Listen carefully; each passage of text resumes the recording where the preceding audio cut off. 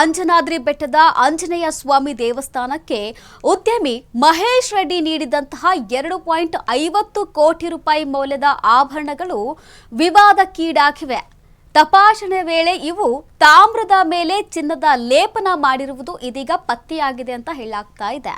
ಕೇವಲ 28 ಗ್ರಾಂ ಬಂಗಾರ ಇರುವುದು ದೃಢಪಟ್ಟಿದೆ.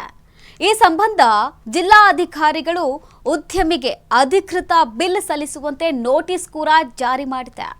ಅಧಿಕೃತ ಬಿಲ್ ಅಥವಾ ದಾಖಲೆಗಳಿಲ್ಲದೆ ಇವುಗಳನ್ನು ಸರ್ಕಾರಿ ಖಜಾನೆಗೆ ಸೇರಿಸಿಕೊಳ್ಳಲು ಇದೀಗ ಜಿಲ್ಲಾ ಆಡಳಿತ ನಿರಾಕರಿಸಿದೆ.